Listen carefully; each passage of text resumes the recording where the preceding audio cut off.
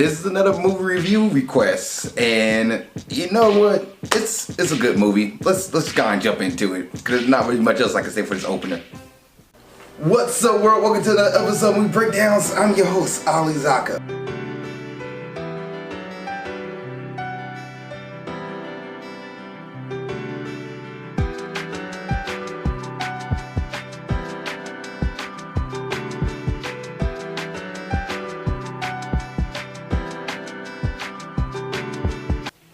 What's up, world? Welcome to another episode of Movie Breakdowns. I'm your host, Ali Zakka. Welcome to Movie Breakdowns, a movie review series. Look at new and old movies, give them a grade, 8 through up, plus and minuses do count. And if the movie review you want me to do, let me know. Please put in the comment section below and I get to it as best I can.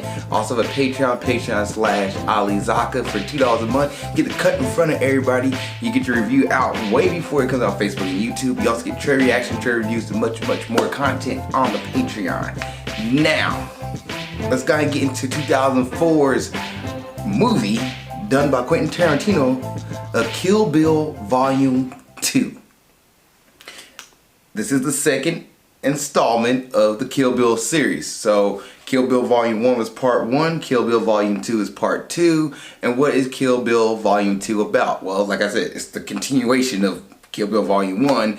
You have the bride who is still on a revenge tour of finding the man that killed her in his cohorts, which she's a part of an assassination group with this guy named Bill, who's also known as the Snake Charmer. So she's after Bill to kind of get revenge back on Bill, and kind of find out in the first review I thought Bill was her husband, which the movie made it seem like that was who she was getting married to. In reality, no, Bill was actually the leader of the assassination group that the bride fell in love with. And the bride, whose real name is Kiddo, that's her last name, Beatrix Kiddo, who fell in love with Bill, and she found out she was pregnant and she decided to escape into until Paxo, Texas, and start over. And Bill found her and pretty much went on a murderous rampage with the rest of the assassination group, and pretty much the continuation from the events in the movie 1. Yes, this is a spoiler review, guys. Like, the movie been out since 2004. Should already know it's a spoiler review. If you haven't seen Kill Bill Volume 1, go watch it. But it's really my review and talk and discussion on it. And the things that I liked in this movie, I did like that, though, the design, the choreography, the set pieces, the special effects, the practical effects in the movie. I did like all the things that Quentin Tarantino sets up in different shading and different lighting. How at one point the movie turns into like an old martial arts movie, legit martial arts movie. You get a training montage, and the styling and filming of it is different from a modern day movie. Or certain scenes like when Kiddo is in the coffin getting buried alive and it's black and white, and then when she finally remembers the technique that will save her life, the coffin turns to light. The flashlight, the same flashlight she had on her face, made the whole area black and white, like she was suffocating at the end of the tunnel. And then when she realized her technique that will save her life, the color came back to the movie. I like those little things. I like the little tricks and tips, or tricks and effects and things of that nature that really made the movie unique. It made it a unique movie. And as far as storyline goes, it's a very basic storyline. It's actually a slower movie than the first one. The first one is more fast-paced. You toss into it, you see everything moves quicker. And the second movie is a slower movie. It's a longer movie too. It's 2 hours and 17 minutes, but it's a very slower paced movie. And that is actually one of the things I didn't like, how you had this high intensity in the first movie, and the second movie is more of a slow, laid down. Like, I get it, you have to give the backstory on how Beatrix Kiddo got into this area, how she became pregnant, and how she decided to escape to El Paso, but before that she learned all these techniques and everything. Like, I get it, and I like how the story unraveled it. It just didn't give all the exposition at once. It gave it to you in different ways. For example, she needed to remember something while she was in life or death moment, and kind of like it reminded me of an anime. Like in the anime, the characters with life and death, like remember the technique. He had a flashback before he used to take to save himself and get out and keep going. The movie did the same thing, but you also get more storyline on Bill and his brother, who is one of the other snake assassins, and you get more background on Ellie, who's another snake assassin. Looking down because I want to make sure I have the right character. Yeah, Ellie, who's another snake assassin. Like, you get a little more backstory on these characters and see what they're up to and what they're doing. And a little bit of the storyline that didn't fit well with me was towards the end of the movie when you meet Kiddo. And Kiddo come across Bill. Bill reveals that, oh, your daughter's alive. And you're like, really? I thought her daughter was dead because she was shot on her wedding day pregnant, and her daughter's been alive for 4 years, just as long as Beatrix been in a coma. And then I'm gonna believe this is her daughter?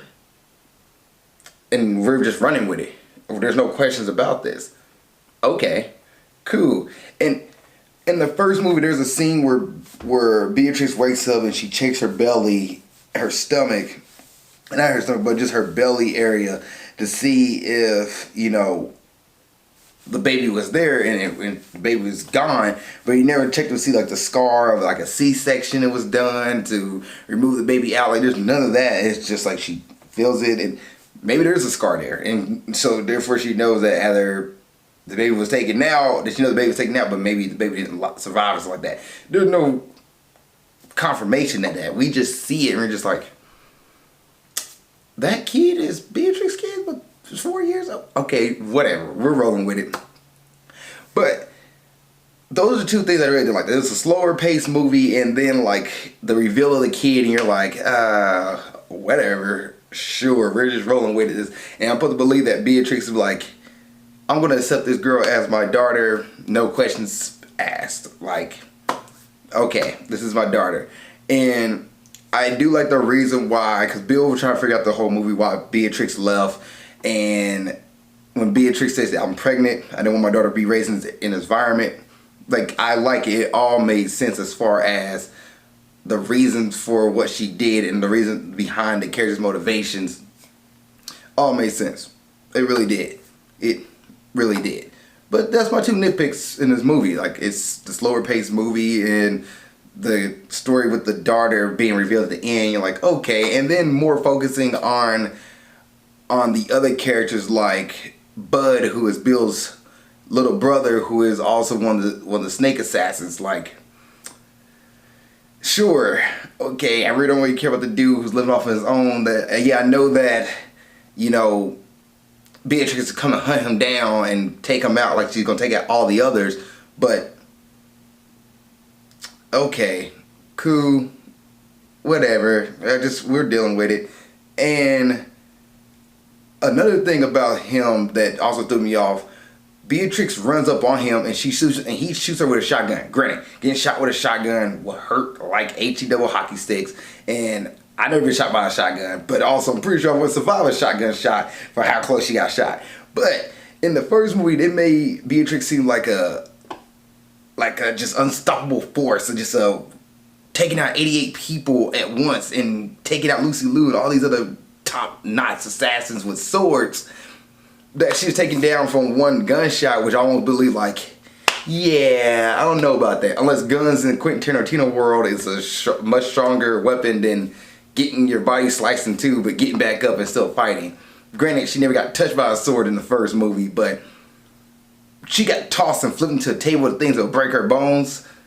I would not believe that she would got up, which I think she got up a lot quicker from that gunshot than she did in the movie. But that's cool. You have to make it more realistic, like bring Beatrix down. The first one kind of raised her up so high that you had to drop her down. It almost was like, is this the same person? Because she's moving a lot different than the first movie.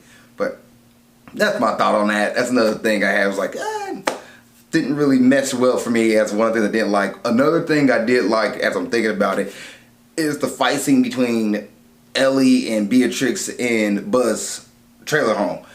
I thought that was a pretty cool fight scene. I like how they was fighting each other in a small area and they had to use the room and maneuver around this room to fight each other, but they couldn't go full out. Like, they could have just stepped outside and have all the space and all this room to fight in, but fighting inside a small trailer, it made it seem more like claustrophobic, and I like how Quentin Tarantino directed them to moving around the room. That was a pretty cool fight scene that I was like, that's dope. And I like how they moved around and able to figure stuff out to fight each other. I thought that was a pretty cool scene.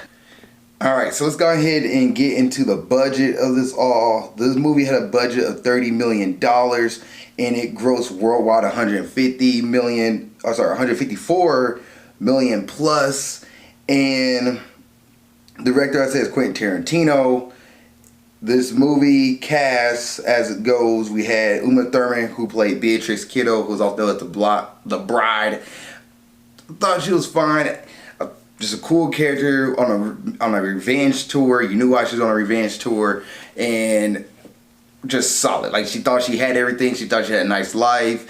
You know, she didn't believe in it. She just thought like it would be something good for her daughter, and it was all taken away from her. And this revenge tour was definitely like her path of vengeance. And she won out in the end. She pretty much got everybody she wanted to get. No remorse, and it's like a happy ending for her. I thought Beatrix as a character was a solid character, and I really like the mentality behind the character. Just a badass, willing to kick butt and just take names and keep rolling. Thought Uma Thurman brought that character to life well.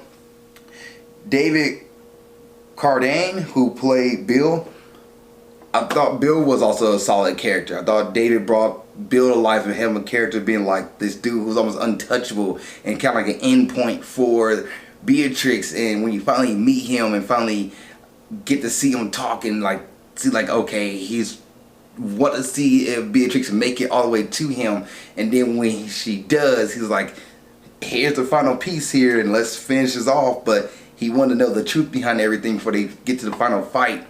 I like that. I like they had like a little conversation, little talk back and forth, and they explain everything before they do the final battle to see like who stands up at the end. Thought Bill was a good antagonist. Thought he was a good villain to this whole storyline. Michael Madsen, who played Bud, who's also Sidewinder, who's one of the Snake Assassins, I thought he was fine. Just a villain to be in the way. And Daryl Hannah, who played, or Darla? No. Daryl. I had it right. Daryl Hannah. I probably pronounced her name wrong. Sorry if I did. But who played Ellie Driver, who's a California